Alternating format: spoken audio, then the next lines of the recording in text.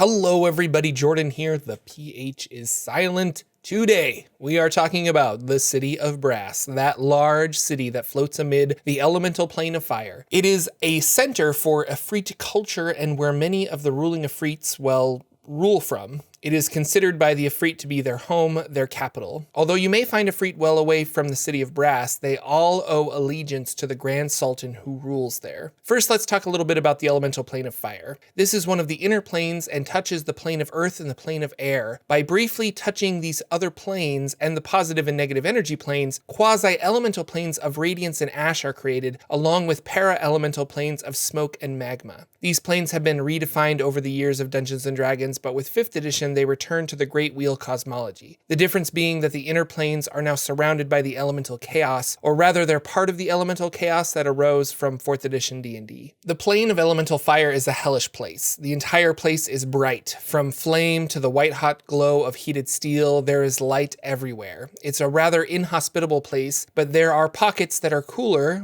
cool enough for dwarves to mine rock from, or for cities to be built like the city of Brass. The city itself is cradled in a brass hemisphere, 40 miles across, which floats above the ground. The brass protective shell is where the city gets its name. There is a curtain wall that surrounds the city that protects it from harsh flames as well. Beneath the city is a plate of cracked obsidian at the heart of the elemental plane of fire. The city is protected by the Grand Sultan, who instigated his magic on the city so that trade could be accomplished. The ability for the city of Brass to levitate also allows it to move. Not far, just slowly by the winds. It has only rarely been magically pushed to a new location by order of the Grand Sultan. The city is mildly evil aligned, with good aligned creatures feeling an oppressive force while there. I don't think this is a 5th edition thing, but in earlier editions, many of the planes affect you based on your alignment. The city of Brass's evil alignment may be because there are so many open portals to the 9 hells, or there may be so many portals open to the 9 hells because of the evil alignment.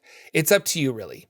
Devils are common within the walls of the city of Brass, and many are simply there for trade. However, some are on a mission from their infernal masters, or they are there to bring tribute to the Grand Sultan. Rumor is the Sultan has taken to trading slaves with devils in exchange for a devil army to protect the city. The Grand Sultan rules the city of Brass from his burning palace, and is said to be an Efreet of singular power. The Grand Sultan was, here we go, Marake al-Sidan al-Harik ben Lazan, also known as the Lord of Flame. I couldn't find what happened to him though, because as of 4th edition, the new Grand Sultan is Basham Gurda. His direct servants both in the city and on the material plane are 6 pashas of considerable power. His palace is at the center of the city with the tallest towers that spout the greatest fountains of flame. He rules from a charcoal throne. Not many know of the wonders and treasures inside of his palace because any uninvited guests are killed immediately. The Grand Sultan wishes to keep his treasures intact and trusts very few. The city of Brass is a mercantile center of the planar universe. While visiting the city, you'll find hundreds of bazaars and ornate shops. Someone will be trying to sell you something.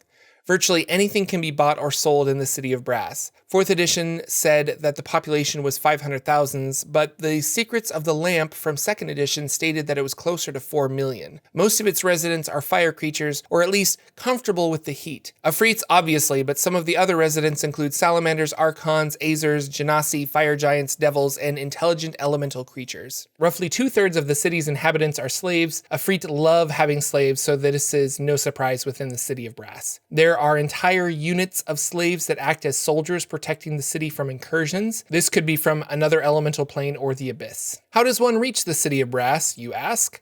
Well, your party probably won't survive long traversing the elemental plane of fire. There are some doors to the city via sigil, but they are not well known. The most popular way to enter the city of Brass is via teleportation circles. There are a plethora of circles or portals that link to other locations, but most of those are well guarded and secretive. The Grand Sultan does not wish them to become open knowledge for fear of invasion. However, one teleportation circle is carved in a huge brass plate just outside the diamond gate that leads into the city, and this one is well known, and if your players can find the inscription for it, they could potentially teleport to the city of Brass. If you have a potential ship that is protected by the flames, you could visit the city of Brass via the Sea of Fire and cross the basalt plain. Still, you have to enter from a city gate, which are all well guarded. If your business is trade, you are more likely to be accepted into the city. There are 8 gates: the Shimmering Gate, the Diamond Gate, the Gate of Ashes, the Golden Gate, the Prism Gate, the Gate of Simum, the Magma Gate, and the Gate of the Eternal Sun.